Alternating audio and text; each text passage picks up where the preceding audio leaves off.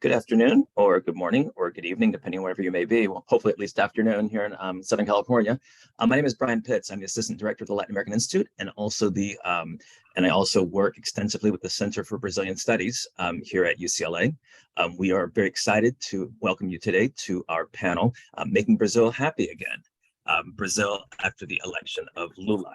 I'm going to go ahead and turn it over now to Professor Susanna Hecht, who is the director of our Center for Brazilian Studies and a professor in the Department of Urban Planning in the Luskin School here at UCLA. And Susanna will introduce our panelists, and we will go ahead and get started. We're delighted to be able to have I don't want to say a postmortem, but a post-election review of what are the implications of what happened in the election. Lula won by a whisker. The Congress looks a little bit problematic in many ways, and the promises about Amazonia look like they will not be so easy to turn around, even though, of course, this was given great publicity and also highlighted at the Sharm el-Sheikh climate meetings. While we're relieved on one level, it is that sort of relief of while you escape one car crash, you may be heading for another. So let me start off. We're going to start off this time with James Green, who is our counterpart at Brown University, and also a long-term activist on Brazilian issues in the United States and within Brazil.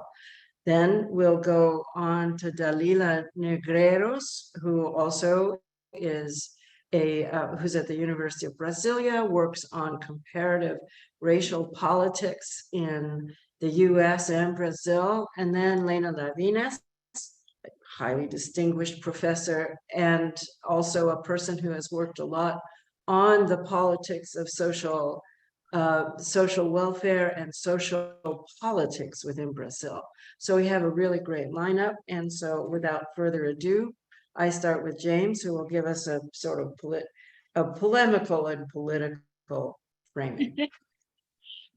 So thank you so much for inviting me again to be back at UCLA. I got my PhD from UCLA in 1996. And so it's really wonderful to be able to collaborate, and Brazilian studies has grown significantly since I was there, and it's very nice to see Brian working with Susanna and other people.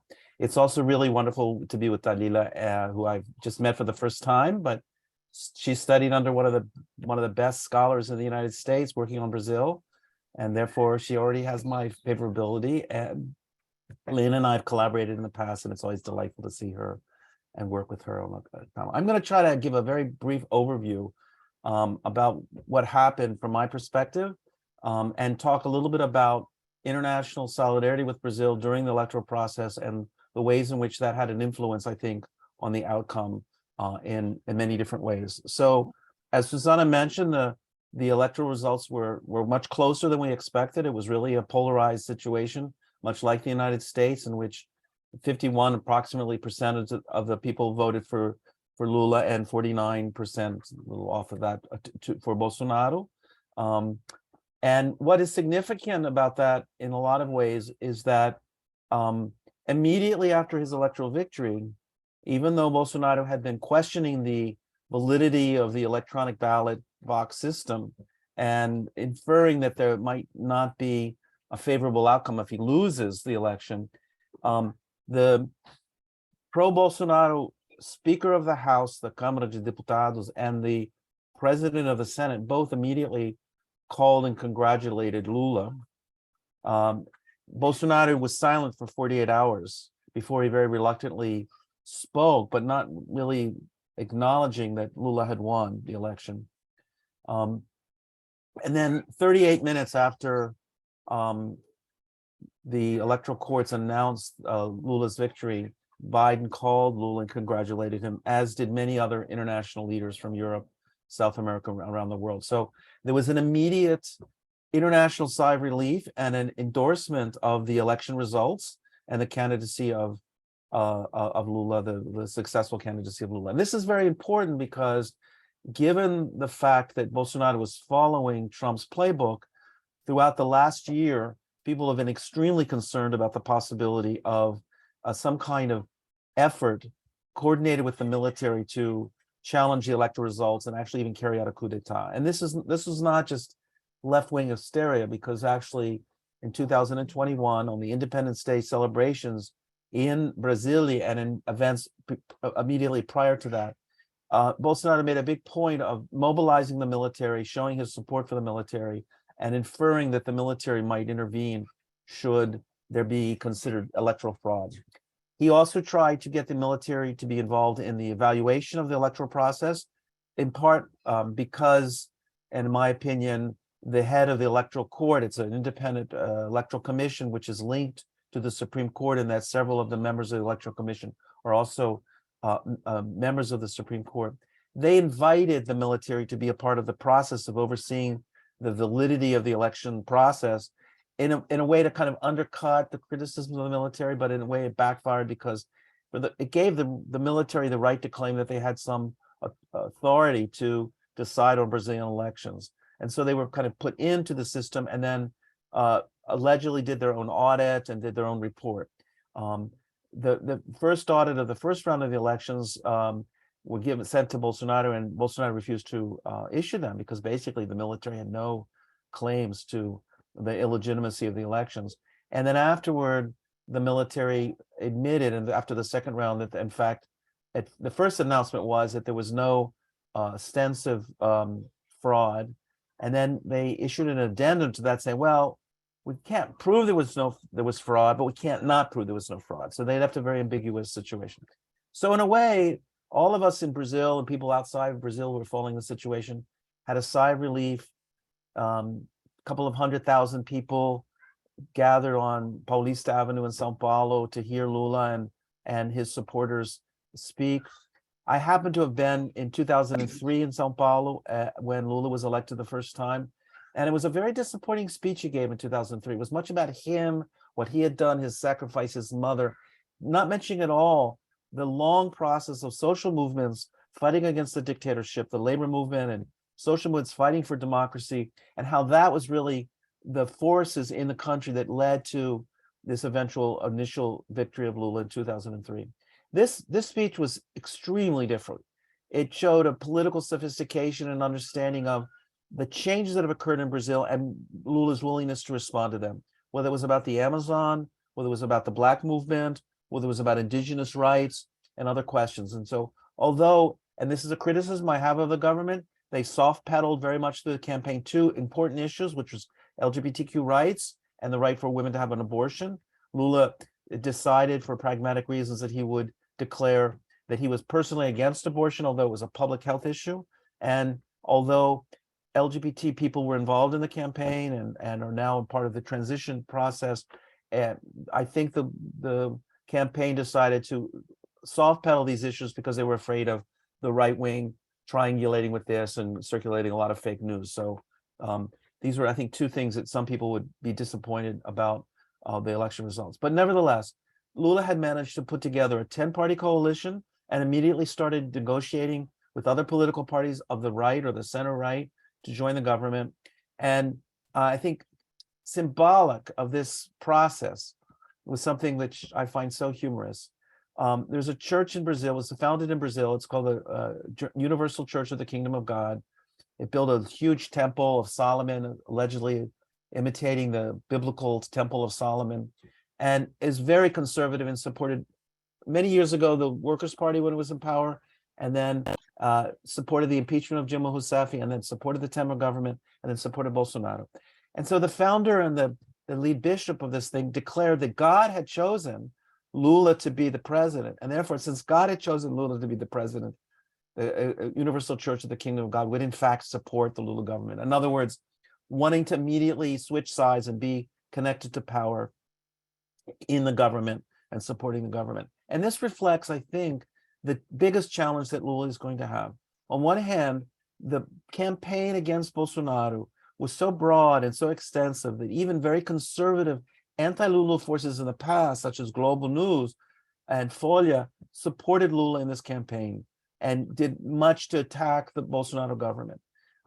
Lula managed to build a broad coalition that means that many forces that are not on the left are expecting to be part of the new government and different ministries, and will bring a lot of different political contradictions within this broad democratic anti-fascist front that Lula managed to pull together. Now, he's an extremely intelligent negotiator, and he will build this broad coalition. I think will be very significant, but he will be then opening the door to very contradictory forces which will be at play. On one hand, social movements such as the Black movement and the Indigenous movement and the women's movement and the LGBTQ movement and others, including sectors of the environmental movement, will be very excited to participate in the government, be in the government, and there'll be other sectors who are going to be pressuring from the outside. And actually, this is a very good thing, I think, because this reflects the dynamics of democracy in Brazil. And so I know that Dalila and Lena will have much more to say about these questions about his vice presidential pick, Geraldo Alckmin, who's running the transition government, the composition of the transition team, who might be in the new government, all those questions, issues of the stipend, the new Bolsa Familia stipend that they're now trying to approve in Congress, et cetera. There's many questions to be addressed, but I just wanted to address in my remaining, I think I have 6 minutes, one question that I think is really important, which is, after the election on the 30th, on the 31st already, pro-Bolsonaro forces all over the country started mobilizing, and truck drivers blocked the key roads of the country. And because Brazil primarily relies on transportation, on trucks to bring goods to the market or to move the goods around the country, it really shut down the economy partially over these subsequent days. And it was blocking roads to prevent people getting prepared. People lost airplane rides, and economy kind of was hurt by this. Some people said $1 billion reais a day was affected. I don't know if that's true. Maybe Lena can clarify that. But it was clearly an attempt to challenge the election results. And the argument was, we don't believe in the results, we don't like the results, and therefore we're going to shut down the country.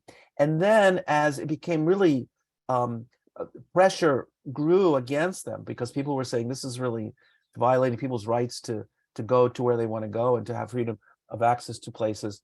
Then the movement shifted to calling on people on November 2nd to rally, which is a holiday in Brazil, to rally in front of army barracks and armed forces around.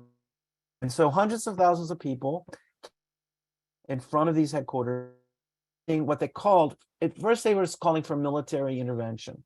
And secondly, they were calling for the federal intervention because they realized it was not a smart thing to use the argument of a military intervention. And so all over the country, in very organized fashion, forces were doing this. And now, as this being investigated, it's very clear that the federal highway police did nothing to stop this. The federal police did not shut down these barricades, and the military allowed people to camp out in front of the headquarters and protest and call for a military action. However, those of us who were in Brazil and outside of Brazil following this process, we're actually watching it, and we're not running to organize meetings and prepare international declarations, because it was very clear that this was going to fail. And this is not to say that the right-wing Bolsonaro movement is going to go away. It's extremely strong. It will remain strong.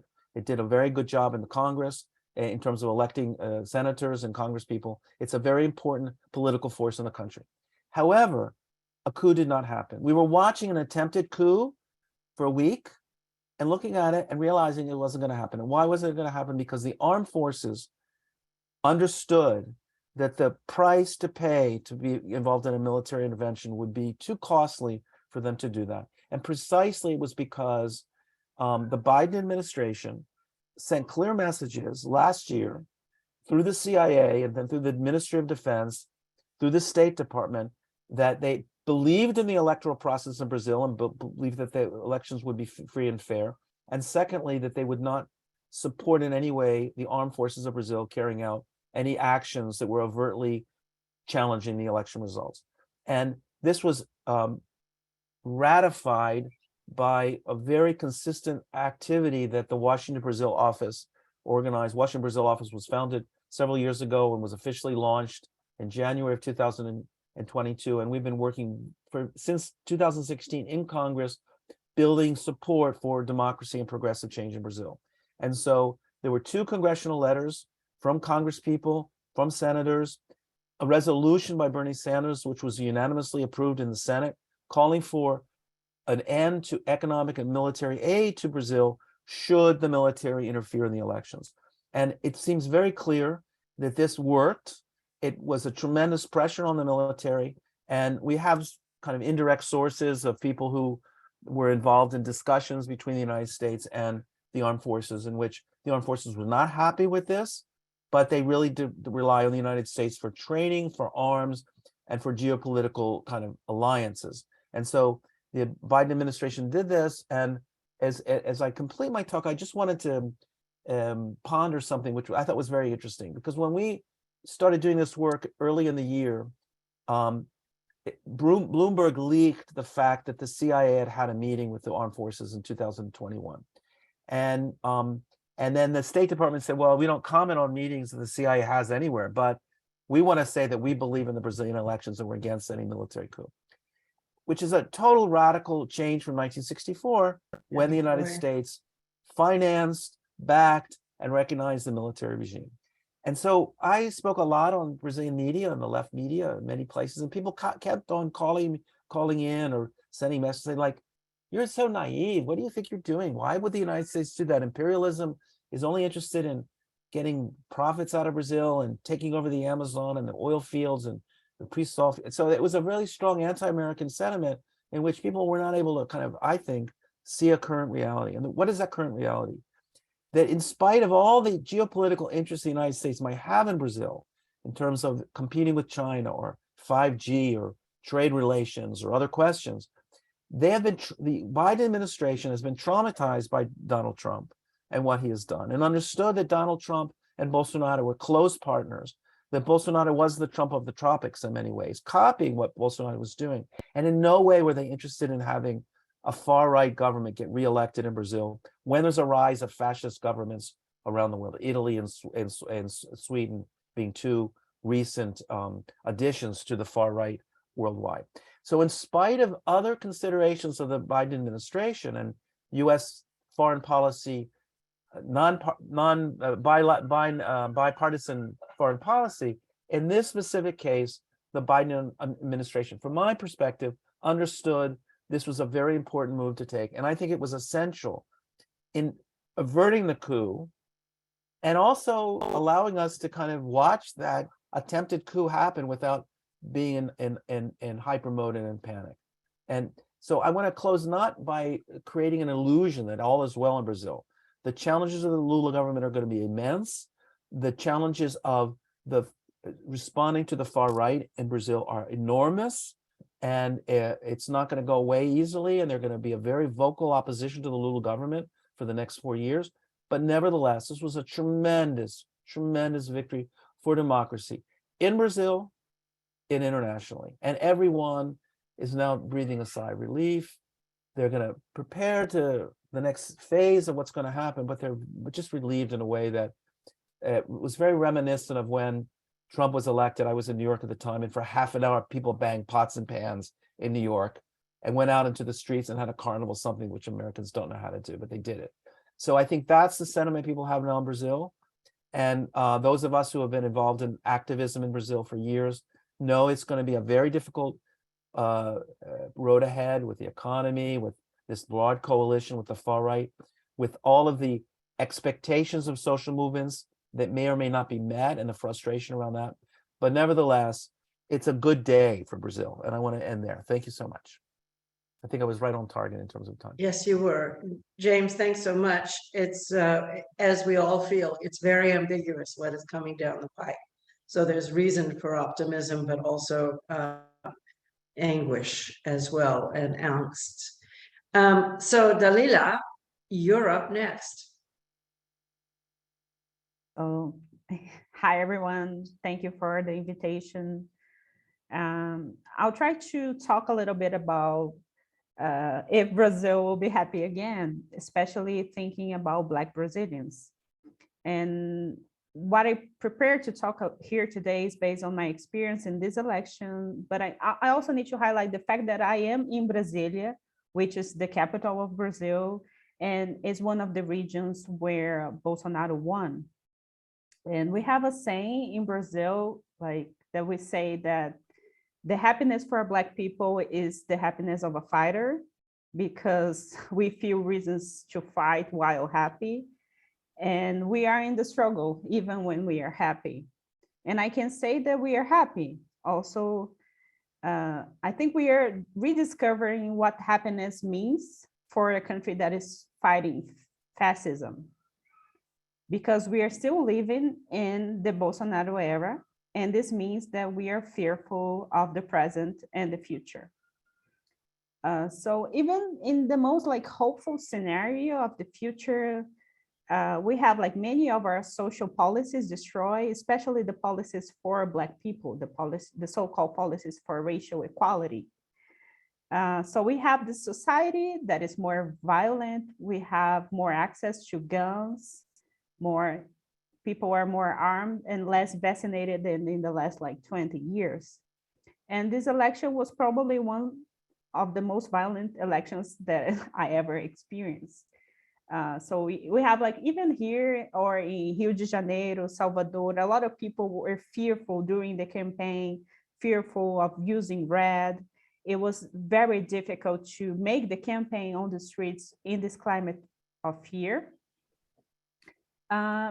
But either way, we have like hopeful expectations, not big expectations. I think when we talk like about Black mobilization and Black people, tend to be more realistic, because we need some improvement right away, right now. And now we will have a president that at least recognize our existence, but we are still facing the aftermath.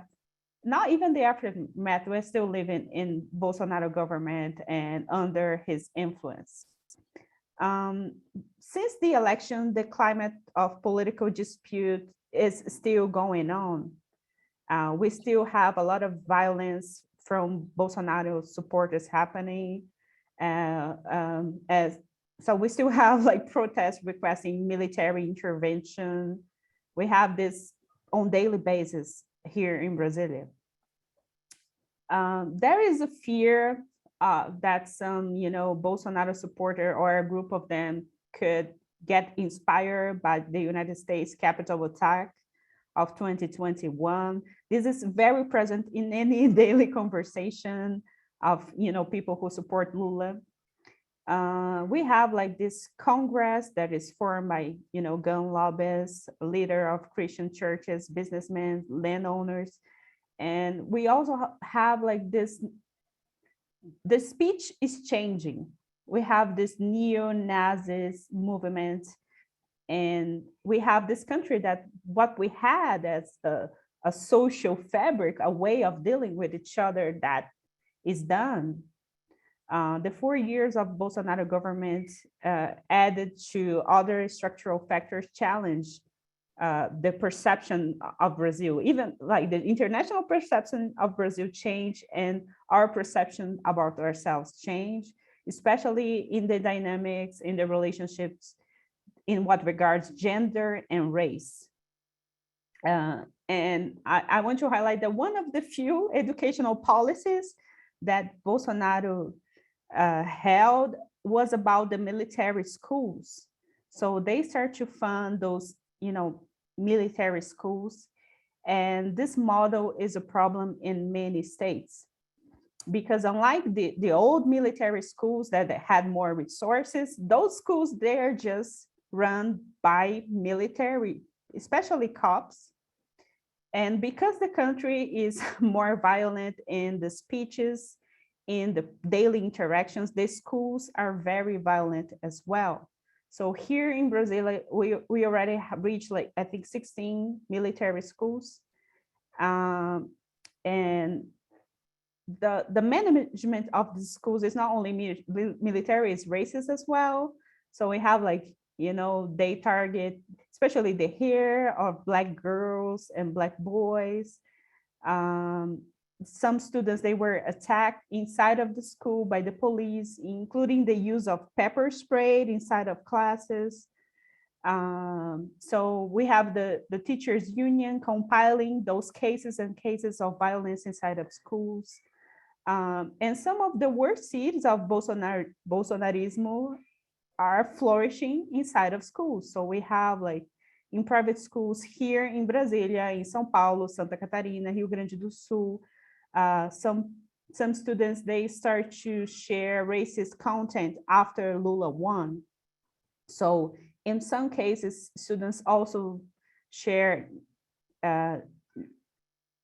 anti-Semitic content and, you know, different types of violence in their speech, including death threats against Black students, threats of physical assault. So we had this school in São Paulo, in a small city called Valinhos, where a group of 8 students, they threatened the only Black student in class who opposed racist content against Lula. And in Minas Gerais, a cop hanged a 7-year-old child, like tried to, you know, hang the child because the kid was singing Lula's campaign jingle. And these things not only happen, you know, in the election days, are still happening. However, for Black people, it's different because we are more vulnerable to violence, to death threats, to gun violence. And we know that in voting pools, like Black people had a higher percentage of supporters of Lula. We have many research that show like that among Black people, Lula had like sometimes even 60% of votes. And several Black organizations, such as Coalizão Negra por Direitos, Educafro, Uneafro, Coordenação Quilombola, CONAC, supported Lula during the campaign. Lula had specific messages for Black people. In the entire campaign, like Lula sits down with Black interviewers, and he promised the return of the Ministry of Women Rights and Racial Equality, and even the creation of a ministry for indigenous people in Brazil that never existed before. But despite like these intentions of, you know, the return of what was already made in the past, a lot of Black activists are cautious about what will be the new challenges for Lula this time, because like we have a lot of setbacks in many different policies, like in education, environment, health, but also we have specific impact in policies for minorities. So we have like the policies for instance, for LGBTQA plus people here, they cut the funds completely. So some of the policies for Black people, you know, with the census and stuff like that, especially some policies in what regards sharing information about, you know, data of the country, they cut the funds for those types of policies. So I think Black organizations are more concerned with not the return of what we had, but about what is central to the agenda for the new government. What social policy will be held in response to what happened during Bolsonaro's mandate.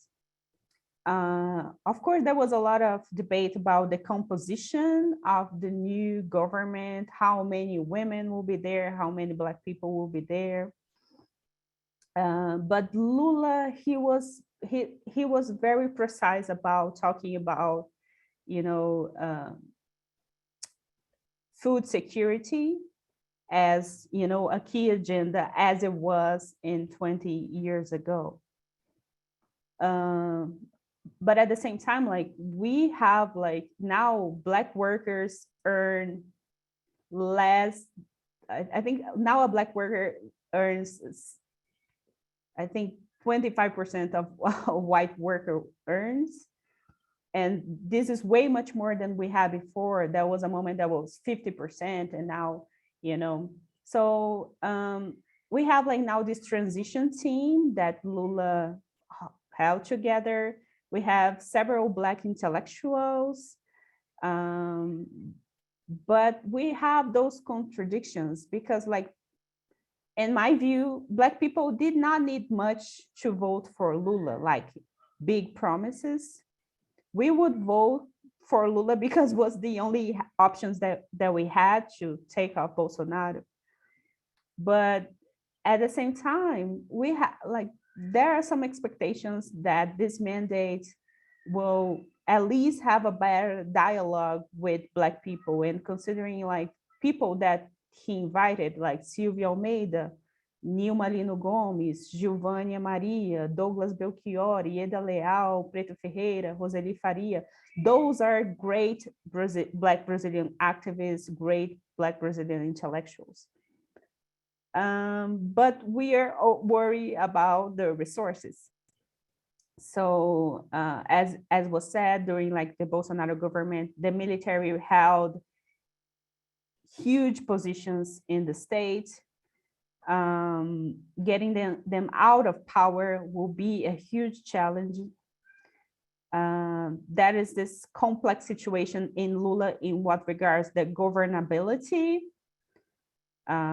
because we know that the Congress can remove a president that did not commit any crime, as they did with Dilma. So in the case of Bolsonaro, he used like the social policy budget to support the Congress. So let me say without saying what they did. But this costs a lot of money for the state and for the social politics. And all these restrictions made activists more concerned about what will be achieved in the next 4 years. Lula has already said that he will not seek re-election. But I think our biggest concern right now is that in this debates and in these speeches, if somehow what is more important for us, that is reducing violence against the Black youth, if this type of agenda will lose centrality in this new mandate that has to accommodate this very different perspectives and agendas. So this is my initial, what I want to share initially.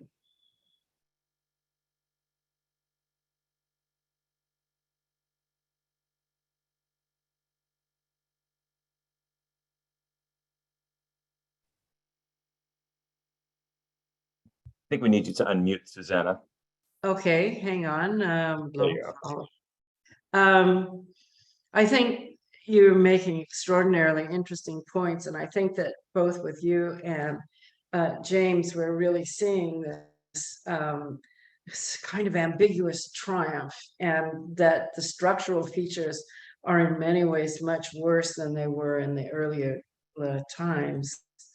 So on that note, let's go to Lena, because I'm sure she'll have many important things to say. And also, we would like to, you know, it is that thing of like breathing a sigh of relief, but at the same time,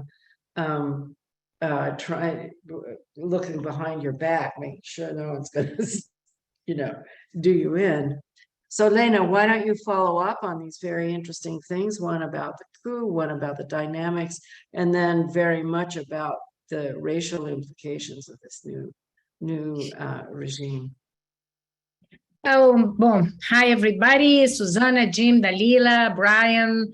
Delighted to meet up again and continue the conversation we started here between the 2 rounds of the presidential election. So thanks for inviting me again.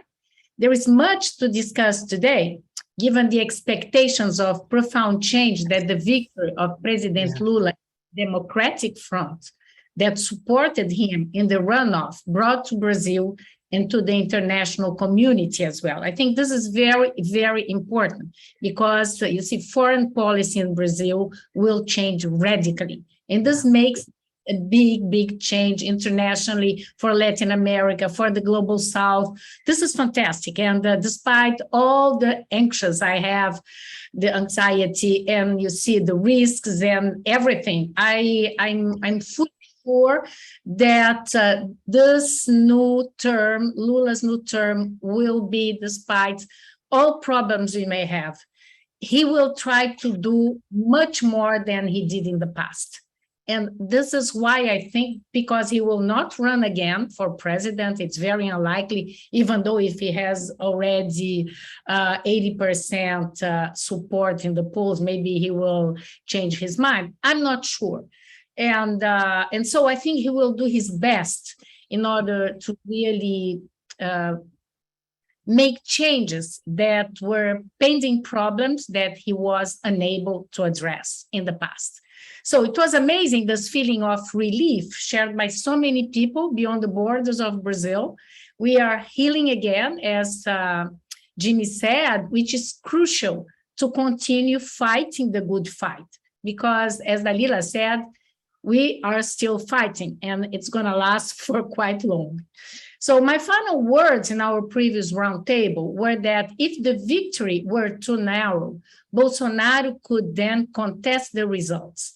Indeed, the victory was much narrower, as all of you said, than expected. And yet again, in the second round, Bolsonaro outperformed the opinion polls.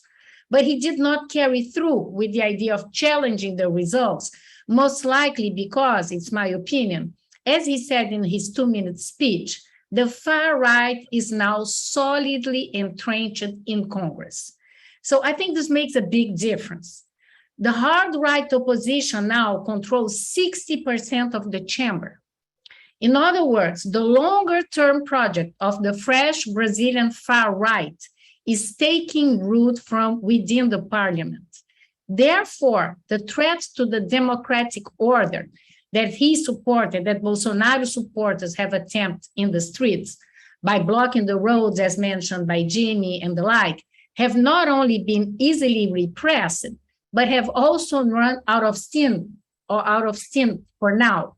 The good news is that the passing of power will very likely run with no major incident. This is my perspective, but maybe Dalila, as he mentioned, because he lives in Brasília, he has a completely different approach.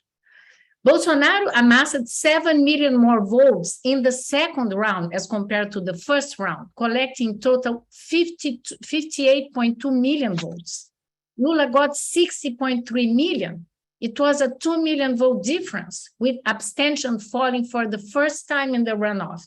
So I think that these very tight results point to two aspects that conform the backdrop of the current situation. First, that Brazilian society has begun to mobilize politically again, which will contribute to a resumption of progressive social movements that have drifted away from the streets since 2013, and in particular after the parliamentary coup against President Dilma in 2016, due to the political violence that took place afterwards, and that has been highlighted by Dalila. I believe that progressive social movements will rebound again much stronger, feeding a process of repoliticization of society as a whole. The second is that there is a strong political and social polarization, with the country split in two.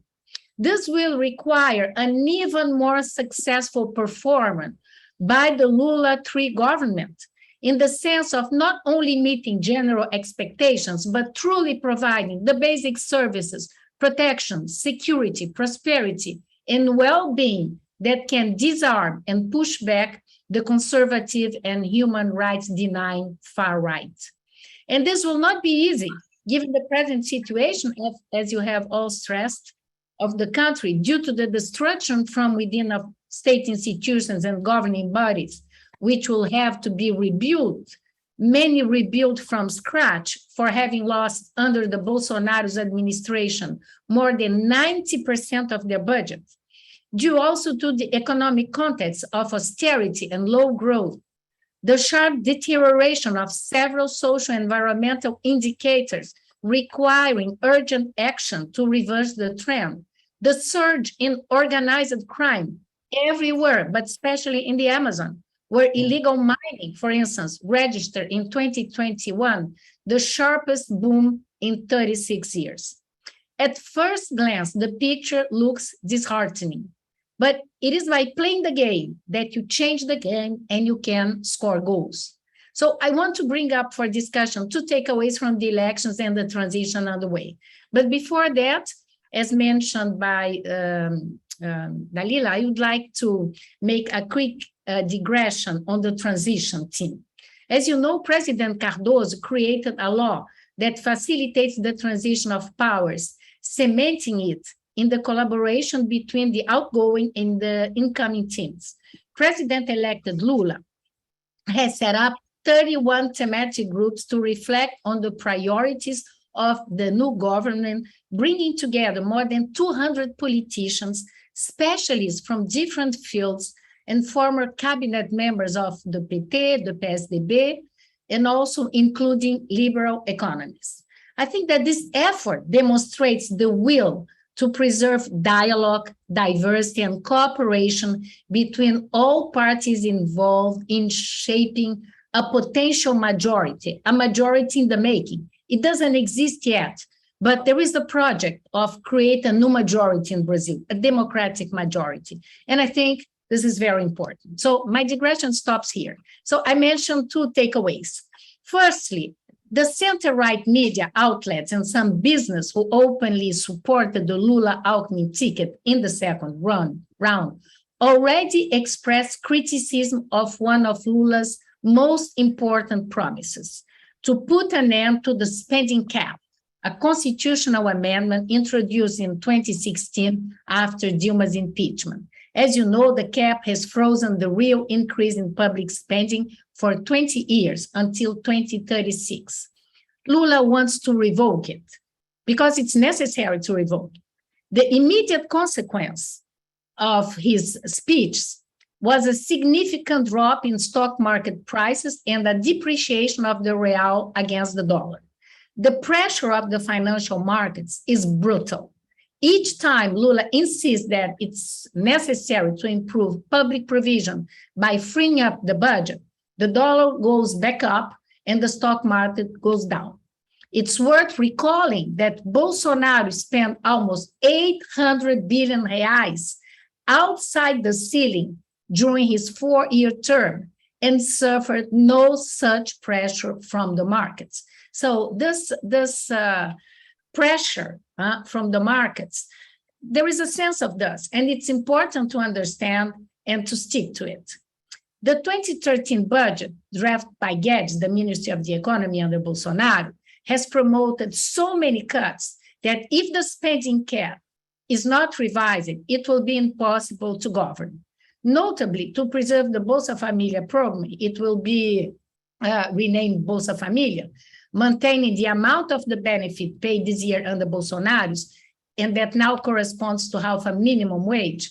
This benefit amount has a strong impact on poverty reduction. Therefore, it is absolutely imperative to make room in the fiscal budget to prevent the discontinuity of a very effective anti-poverty program that reaches around 20 million households.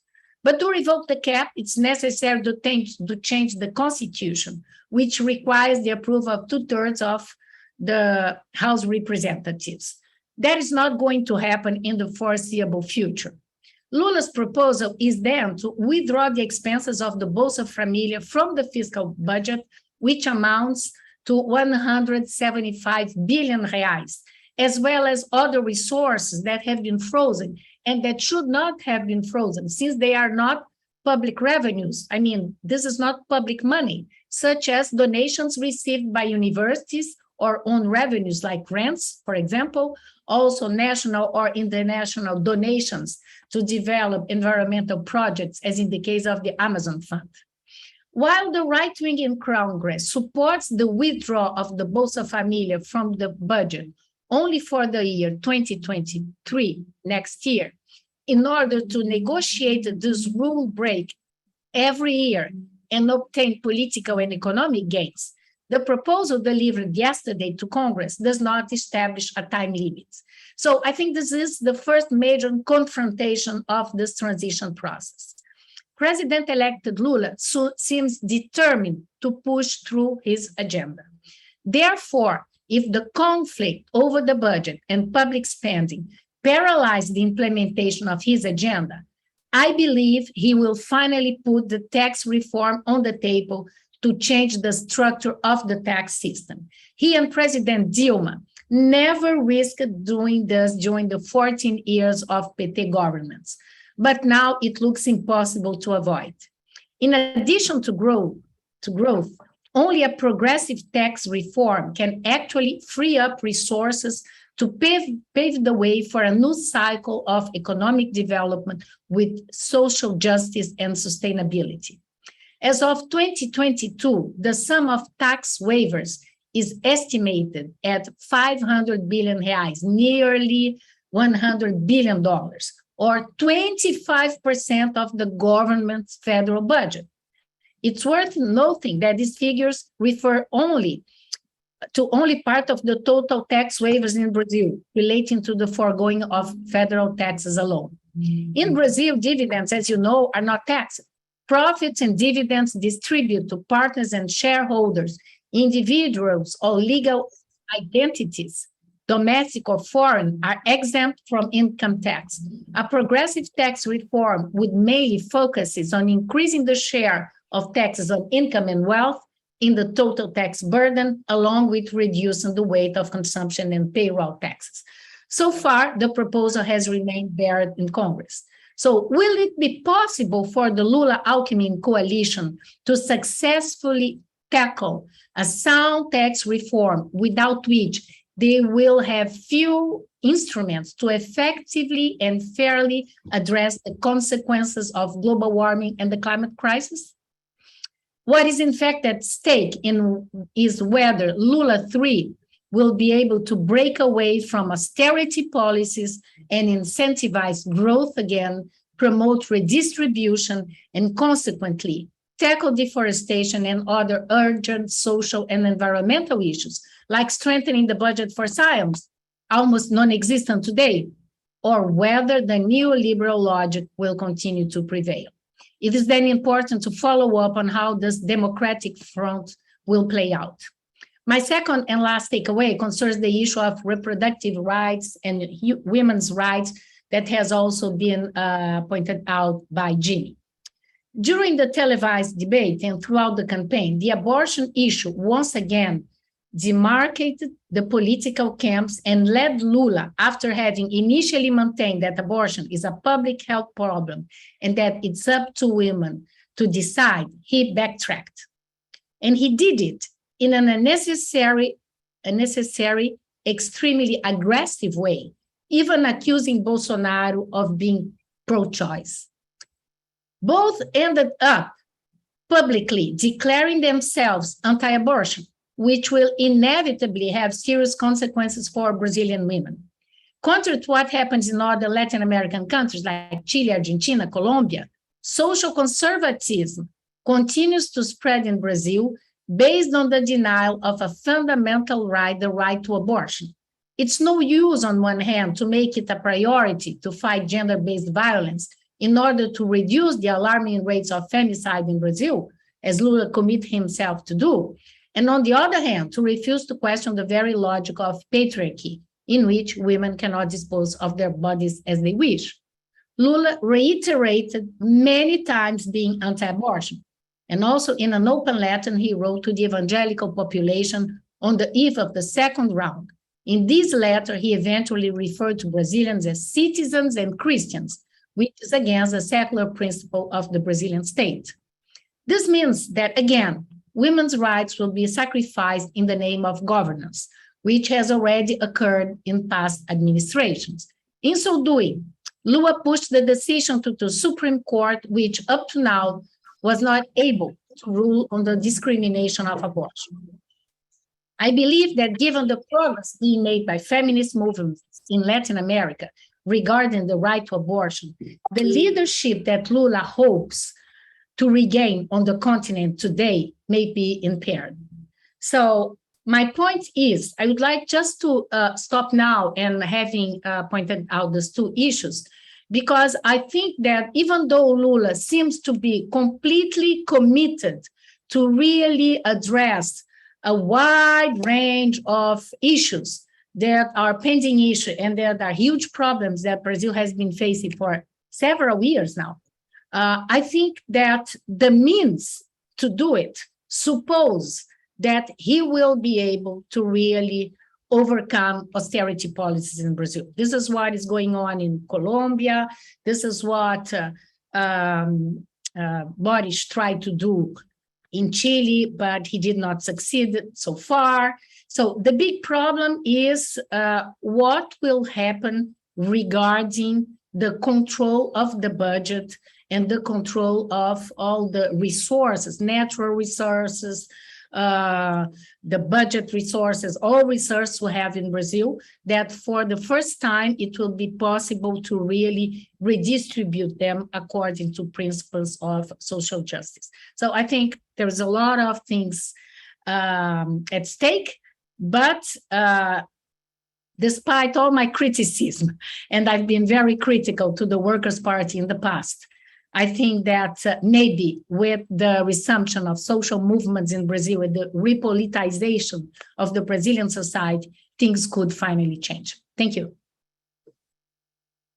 Thank you very much, Lena. This was an extremely cogent and strong intervention here, and I very much appreciate this question about the role of abortion in conservative governance within places like Brazil. And also this links up to Dalila's points too, that there are a lot of sort of social impacts that will probably not get addressed because of the questions of both racism and sexism within the larger governing structure. I have a question for anybody who'd like to answer it, though, which has to do with this issue of, one, what are you going to do about the Banco Ruralista and the agro-industrial chokehold in many ways on the economy? It is one of the major sources of legal revenue, not lacking in corruption, but it is among the more legal systems that you have in places like Amazonia, and it has an extraordinary impact on development policy, on education policy, and on land use and environmental policy. So whoever would like to take that on, I just see them as being very effective historically at blocking progressive activities within the Congress. Jim, Lena, Dalila? I can start on that. I mean, it's very complex because unfortunately, Brazil has had a pattern over 520 years of relying on export of commodities, agricultural and the mineral commodities as a very important part of the economy, and it remains so today. In fact, even after a spurt of industrialization starting in the 30s, which diversified the economy, there's been a certain amount of deindustrialization of the country over time, and that has meant again, returning to a pattern of agricultural mineral export as a way of fueling the economy. And so that's part of it. It's interesting, throughout the early part of the election campaign, the center right insisted that the country was polarized and they wanted to offer a third way, alternative candidate. And several people tried to assume that role, that space. The person who was most successful at the end of the day was a woman named Simone Tebet, who's from the agricultural region. Her family is connected to the economy. There's even been land disputes with her family and indigenous rights. But she, although offered critiques of Bolsonaro and Lula, really struck her attacks on Bolsonaro. And really in the last debate was actually auditioning for a membership, for a position in the Lula government. And she has a discourse of the ability of expanding or sustainable agriculture with the ability to also continue a model of agricultural development and agro, which implies deforestation. So Lula is facing a real big contradiction, because on one hand, he is really saying we're going to go to zero deforestation. And the Lula government and Dilma government were able to monitor very successfully deforestation. And Bolsonaro dismantled all those apparatus and fired people who were issuing statistics they didn't like. But that's going to go back, and that's going to be a definite movement which has tremendous intellectuals and scientific support of many, many people working on this question. Secondly, Lula really is, as was said by other people, he's really presenting himself as being a leading figure in the environmental movement, which means really carrying out the commitments that he made in COP27, offering to sponsor the COP in 24 or 25, I think in 25, in the Amazon region. And so he's going to, on one hand, be very much beholden to that pressure. And on the other hand, he realizes that he needs to find a way to undercut some of the far right support and agricultural and cattle production and mineral mining in the Amazon region. And I don't know how he's going to solve that problem. I don't have a magic solution to that. He is going to have a very broad coalition, as pointed out, a conservative Congress, which is going to be trying to block him, with people immediately, calling for his impeachment. And I'm not sure that he will be able to do that. I mean, Lena, and I don't know Dalila as much, but Lena and I've had many conversations about the fact that Lula is not a revolutionary. He's a social democrat, a moderate social democrat who's evolved over years, and perhaps has, on one hand, learned to be much smarter in terms of building a broad coalition, but also stating things which he never expected him to state. In one of the first debates, he made a really good statement about reparations for Afro-Brazilians for the legacies of 350 years of slavery. So he has new elements in his program to deal with, but he's got a nightmare to deal with. The economy is not doing well. Inflation is still high. The world economy is not doing well. And I'm not sure how successful he's going to be I think he's going to try to neutralize sectors and maybe pair off a small sector of the agribusiness world, but it's going to be out there. And they're the ones who basically finance the blockades of the highways and the calls for the military coup. They're very strong and very articulated. So Brazil is polarized, just like the United States. It's going to take a long, long time to heal or fix that, if at all. So that's my non-optimistic assessment of the situation. Well, also with the war in the Ukraine, there's really a huge demand. The commodity prices have gone way up, so we can expect an increase in deforestation and also extremely high prices. So there is a big disruptor on anything that he would like to do in that. In the chat, there was a question, and it was posed really to Dalila. 60% of Blacks voted for Lula. Who were the other people what happened? Who were the other people that they voted for? I'll try to answer both questions. Just about, I made a round number, but it was 57%, but that was a research about voting intention, saying that for among Black people, the support for Lula is greater, and also among women. So it was 57% for Lula and 35% for Bolsonaro. And that is the split. But about ruralistas and land, I think not that I'm hopeful, I'm not, but I just think that it's important to talk a little about. It's 6 o'clock. Sorry. No, okay, I think it's important to talk a little bit about, we know what the Congress was and what the Congress did, for indigenous communities, quilombola communities as well, as it's also important to highlight, because they were trying to decide what we call here the marco temporal, which is how we will, how you define land ownership for indigenous communities. So they want to have this very restrict view that only the indigenous communities that were in the land until before 1988 that they are the owners, and the ones that for any reason moved or transitioned from one part of a land to another one, or cannot prove they were there before, they would not receive like the ownership.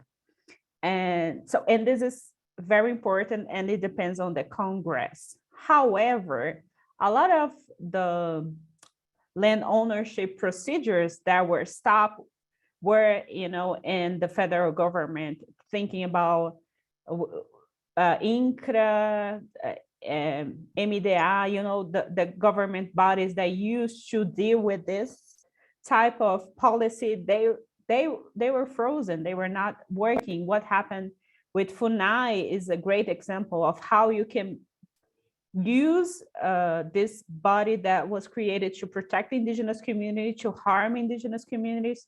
So I think there are some things that can be done inside of the federal government, especially in what regards the policies. So for instance, even though we had this problem before, especially with Quilombola communities, because Quilombola communities did not reach, most of the communities are not owners of the land they live in.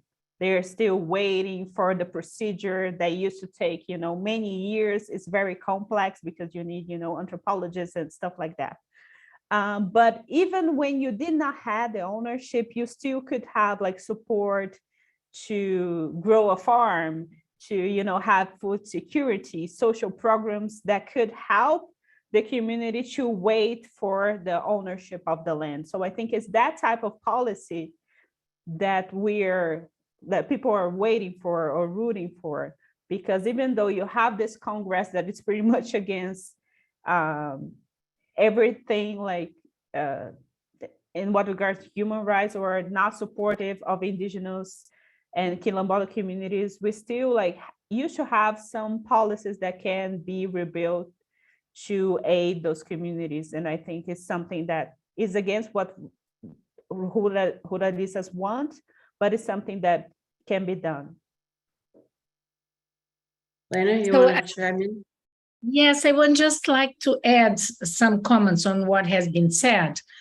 Yeah, I fully agree that the reprimarization of the Brazilian economy is fundamental today to the GDP growth. If we don't have, agricultural exports, there is no money in this country. So the situation is really extremely complicated. And the big problem is that the pressure on land, on rural land in Brazil, does not come only from landowners, but from the financial sector, for pension funds, for institutional funds, for this process of land grabbing that has really exploded in Brazil. If you look to the prices of this region, Manitoba, which is Maranhão, Tocantins, Bahia, Manitoba, and Piauí, you're going to see that average prices for terra nua, land without being Forced. Is in 4 or 5 years, it did double. So it's impressive. So there are lots of other interests that are behind, and also the fact that Lula had always had a very good relationship with the agribusiness. So I think that the agribusiness also has changed in Brazil, because it turned much more towards the right, because they obtained from Bolsonaro an old request that they would never get from Lula, which was the liberalization of guns.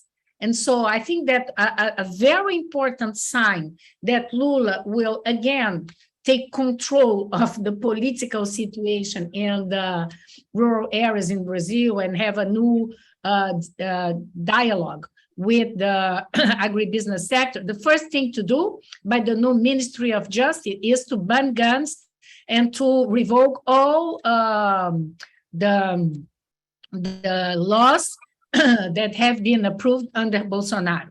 So this will be extremely difficult, but this is something that has to be addressed, especially in the Amazon region, because we know the very high death toll we have in Brazil regarding nature defenders. So there are lots of things that have to be addressed. So I think that Lula is really trapped because the agribusiness sector is the only one who in the short run is able to provide dollars and to contribute to the growth of the Brazilian economy. And so this is what we need now, because it's important to make money. It's important because, of course, of all this problem in terms of the ceiling we have in Brazil, with the deterioration of the industrial sector, manufacturing sector, the backwardness of the technology in Brazil. We are importing a lot of technology. So it's really the situation of Brazil is dramatic. We need strong investments, but the big problem now is that the first step for Lula is to try to make a good deal with the agribusiness sector, and then try to change and to alter this relation de force, relation force relationship that there is between the Brazilian society and this very conservative sector. But he has to find a way out. He has to find a way of, again, having a dialogue and working together with the agribusiness sector. But I think that the choice of Alckmin is strategic for that. Alckmin is the guy who will do the, how do you say in English, o jogo do meio. Ele vai cuidar do meio do jogo. He will really take care of what is going on in between these two poles. So I think that there is no other, but the point is we need, again, also, we need the rules, legislation. We have to change the way there is this land grabbing process in the Amazon or in Pantanal, etc. So there are lots of things to do, and we have to redress our legal apparatus in Brazil. This is fundamental, and for this, Lula needs the Congress. So he's really trapped. But I think that given that in the past he has a good dialogue with the agribusiness sector, I think that he will be able to build again a new good relationship with them. It's not going to be easy, but I think that there is no other solution for now. Did you want to jump in with something, Jim? Yeah, I just wanted to follow up on what Dalila said about the composition of Afro-Brazilian voters, and majority of them supporting Lula, but a minority not.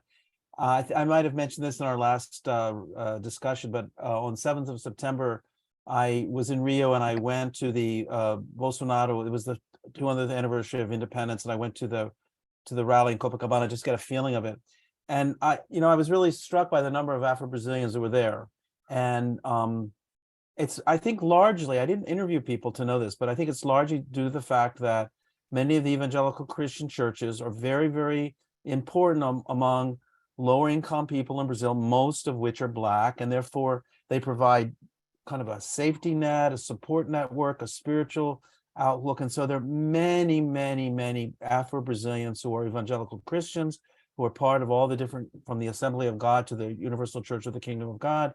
And it's very important to them. And they very much believe in a series of very traditional Christian conservative moral ideas against abortion, against LGBTQ rights. And therefore they vote for Bolsonaro and are very loyal to him. And they were very fanatic. My partner was with me, and he was just absolutely like shocked, because he just assumed it would be mostly kind of middle-class Cariocas, people from Rio, but it was a very diverse crowd of people, clearly from all different socioeconomic backgrounds. So that's part of the reality that people have to deal with, this shift to the right of large sectors of the population and the strength of the evangelical Christians, even though, as I pointed out earlier, some of them are extremely opportunistic and have no problem switching sides in a moment, because all they want is to have access to the government and all resources and prestige and possibilities that offers them. Actually, that is a question that we just got from Trevor Ritter, asking a little bit more about the Christian right in Brazil. So this might be a good time to bring up that question as well. Trevor asks us, the political power and influence of the Christian right in Brazil is nothing short of astonishing. They influence economic policies, social support, minority and women's rights. Like the American right, the Brazilian Christian right even supports gun proliferation. Has anyone done research or deep reporting on the influence of the Christian right in Brazil? And if so, who? And I would also add to that too, what are some ways that politically the Christian right in Brazil is different from the Christian right in the United States, or are they pretty much the same?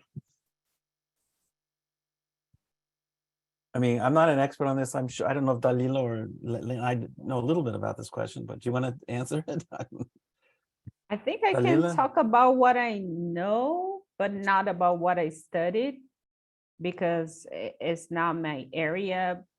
And it really, sometimes it bothers me the way the debate is put in with the evangelical churches, because among the Catholics is pretty the same. It's not that different. But what we know is that the political speech changed a lot in the country, and how the campaign is made also change.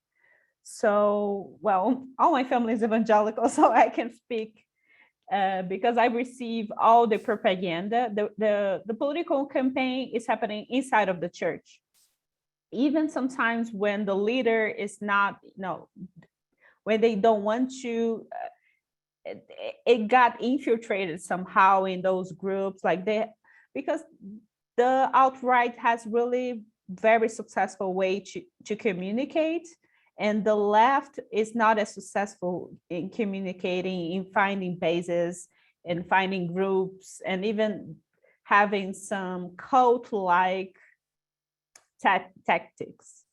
Because when you talk to someone who is a Bolsonaro supporter, even when they are from your family, they only believe in their reality. They cannot be taken out, they cannot be deprogrammed easily from that reality. And this was very successful inside of Christian churches, because even though the Christians are the majority of, the biggest religion in Brazil, the speech has some tendencies of believing they are persecuted, even though they are the ones persecuting other minority religions. You also have thinking about Black communities, favelas. So we used to have different type of resources that we don't have anymore. So we used to have great unions that provide training, political debates that we don't have anymore. So we used to have more, and those unions used to have, some recreational services and stuff like that we don't have anymore. So for many communities, and even here in Brasília, you have neighborhoods with no infrastructure for leisure. You don't have a movie theater, you don't have a theater, you don't have anything sometimes. So the church is everything. The church is the place that you go together, is the place that you go for some cultural stuff, to watch a movie, to hang out. And so it became a very resourceful space and very easy to infiltrate as well. And thinking about even so that was a research a while ago about Black people in the right, especially, so you have some right-wing parties that have those Black politicians as well, as you have in the United States. So if there is some similarity, I see sometimes Black people in the right being used as, representative of, is this token used to show how the left is not what they say they are and stuff like that. But at the same time, so you have inside of the church a lot of training to politics. You have training to public speech. You have trainings for some things that you don't have trainings elsewhere. So I think it's important to see the church as this sociological phenomenon in a country that somehow deprives certain parts of the country of any other resource. So I think this is the type of phenomenon that the churches have, but also in this election, different from the 2018 election, we saw more people vocally, like evangelicals especially, talking about wanting to vote for Lula and what's happening. We only know what's happening inside of the church because people were against what was happening inside of the church. So we have a more organized movement, especially among evangelicals, about being more progressive and trying to move the church out of this dynamic, even though, of course, it was not successful. I wanted to add something, if I may. Could I have 1 minute? Sure, Yeah, go ahead. So I wanted to do a shout out to the United States in the sense that there was elections in the United States. In 18, Haddad got 9,600 votes. Lula got over 22,000. So there was a huge increase in turnout. And in Los Angeles, San Francisco, Chicago, and Washington, D.C., Lula won. Unfortunately, there are 10 polling places in Brazil. They're the consulates. In Miami, and Atlanta, and Houston, and Boston, the Bolsonaro's won significantly with 60 to 70% of the votes. And there are many different reasons. There's a kind of a middle-class exodus for Brazil that goes to the warm South and likes that there, and it identifies very much with American culture and consumerism. But there are large numbers of Brazilian immigrants from poor families or from lower middle-class families who cross the border or overstay their visas. And one of the ways they managed to survive is the support of the churches. And so in Danbury, Connecticut, a town that had a center that was kind of in decline, Brazilian workers living there regenerated the city center. It's really kind of a little Brazil. And I'm talking about 10 years ago, so I'm sure it's even greater. There were 10 evangelical Christian churches and 2 Catholic churches in this small New England town, responding to this community. So as Dalila says, this is not just a phenomenon in Brasilia or in Rio or Sao Paulo, but it's a phenomenon of Brazilians abroad. Very differently from Europe, where the Brazilian community there is much more to the left and voted really beautifully. And a shout out to Portugal and to France and to everywhere in that regard. But in the United States, which has the largest population of Brazilians, over 1 million, we don't really know how many, there's this same phenomenon that is true in Brazil. It's a social network, and the left has not responded to these kinds of social needs for many years, for many reasons. And finally, there have been many people writing about the evangelical Christians and the influence of the United States. No question of the role of the United States churches in influencing them, but not discounting the incredible agency and the capacity of Brazilians to create their own religions and churches. And so the Igreja Universal Reino de Deus, the Universal Church of the Kingdom of God, is a Brazil product of someone who went to the United States and saw televangelists having people send their credit card, information to them and said, what is this? How does this happen? How can I copy this? And went back to Brazil and invented his own church, highly successful $1 billion industry. So it's a combination of foreign influence from the United States, Assembly of God and other churches, but also very much of a movement which is extremely Brazilian in its content, its nature, and its leadership. So we have a question from Lena, you want to chime in? Oh. No, I think that there is we do another. have 2 questions left also. Okay. There is another issue which is very important. Since we have reduced public provision, since you see people have to pay 75% of all Brazilian students go to private university. Today, 45% of those attending university attend it online. It's EAD. Okay, they are not socializing, as Dalila has highlighted. So we have a process in Brazil of individualization because the dynamics of socializing have been broken, and we're not really resuming it, rebuilding it. And if we don't have social policy that will provide universal service for everyone, housing and university and good schools, etc., because then people would like to go to religious schools. And we're not a religious country, we are a republic. So the point is, I think that it's not only the influence of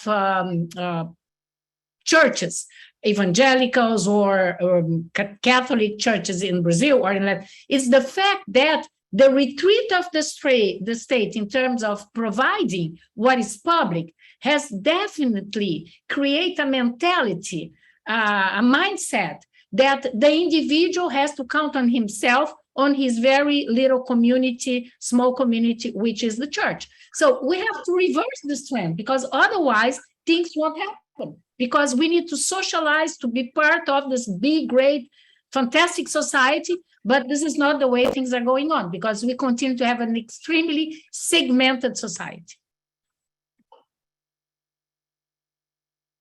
Brian, you want to go ahead?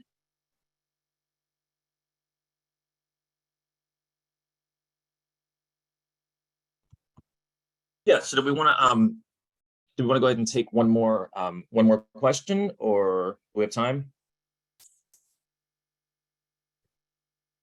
I think we do.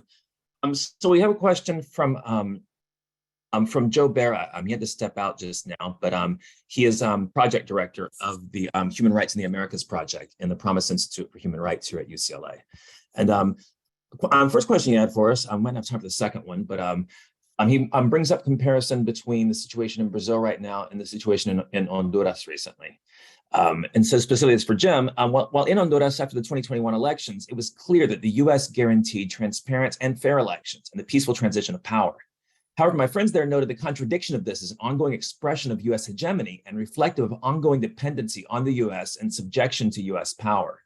Is there any similar sense of this paradox contradiction in Brazil now that the Biden administration has been so supportive of Lula and so has pushed back against Bolsonaro's attempt to undermine the election process? Do you want to speak to Dalila first, or do you want me to go first?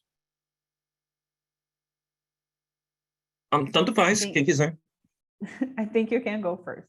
Okay, so Brazil has a very strong and long tradition of nationalism, and since the 1920s, a very strong anti-American sentiment.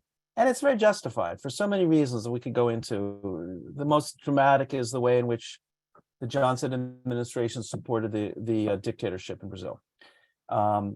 So people are right to be totally distrustful of Biden and the American intentions and what they really are up to and why this is happening. Is this really just a hypocrisy? And my attitude and attitude of many, and there are many people on the left who articulate that and actually even question the efficacy of trying to organize in Congress the movement that we organized to defend democracy in Brazil. I saw it as an opportunity, taking advantage of a conjunctural situation that we had. If Trump had been the president now, I think Bolsonaro would have been elected, because I think he would have thrown his weight to him. So I'm happy that Biden said they weren't going to do a coup. I think this is a very positive thing. And that doesn't mean that we are not critical and not conscious of the ways in which the United States government and specific economic and political influences on the government, the current government or others, have other agendas for Brazil. And that's the reality of the matter. And it does in a way reinforce hegemony, but, and that will, I think as an historian, we'll probably really only know down the line to what extent the international pressure was really essential for averting a coup d'etat, and which Bolsonaro tried to do anyway, in spite of not having the armed forces enthusiastically behind him. And so I think this was positive, and I think we should be happy when these positive things happen, even though we can be very critical of U.S. hegemony in Latin America and the Caribbean, or in the world. One thing that I would like to talk a little bit, I don't know if it's the first or the second question, because there is a concern about, the promoting violence and threatening the agents of the government and stuff like that. And I think this is probably my biggest concern in what regards, like, not even the new government, the end of this government. I know it made like international headlines that like 2 indigenous were killed in Amazonia.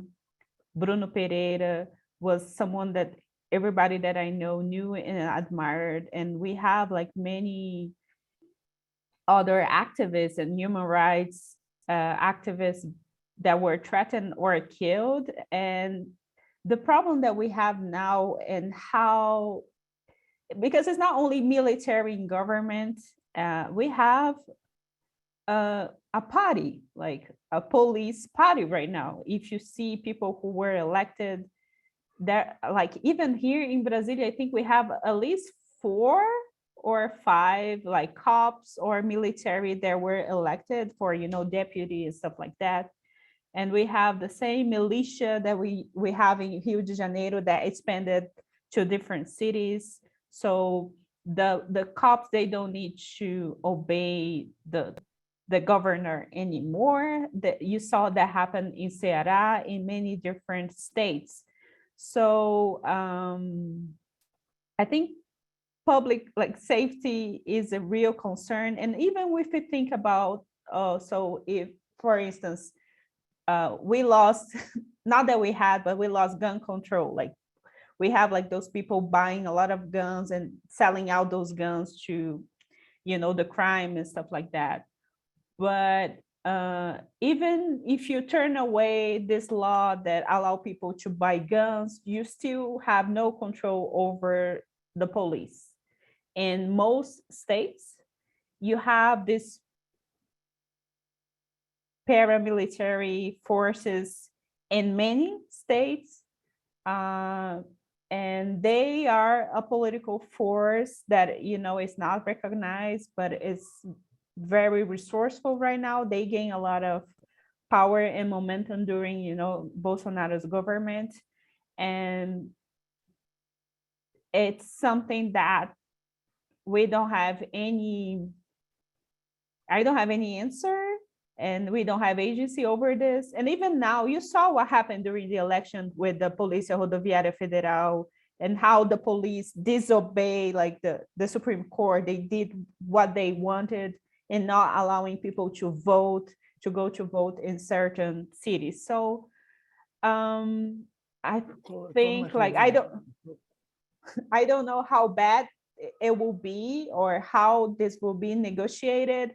But I think for now, like for us on daily basis, for human rights activists, this is our biggest concern right now.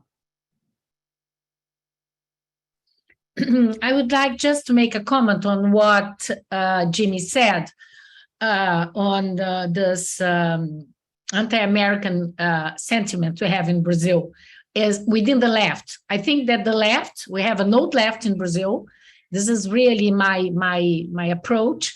An old left that, for instance, was extremely critical and somehow supported the invasion of Ukraine, saying that it was the the NATO's mistake because NATO and the United States were behind.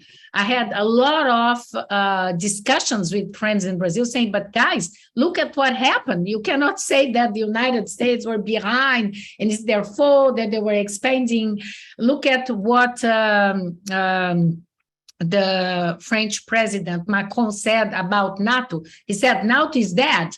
We need to rearm our countries because we cannot be protected by NATO anymore, just before the invasion of Ukraine. So I think, Jimmy, that there is a problem with the Latin American left, kind of an old left that is still looks at the United States without taking into consideration new democratic force and progressive force that exist within the United States, like the democratic left of the Democratic Party and other political groups as well, and the same within Latin America. So I think that it's really difficult to renovate the left And it's because we have an understanding of, you see, political alliances at the world level, etc., that doesn't really help. And it's not by accident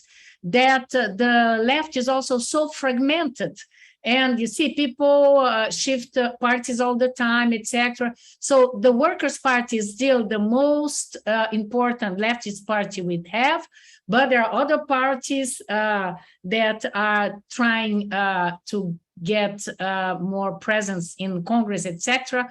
And I hope that we will also be able to renovate the understanding of what being on the left means. We cannot beg, for instance, what happens in Nicaragua. We cannot happen what happens in San Salvador or things like this. And I think this is a debate we need to have within the left.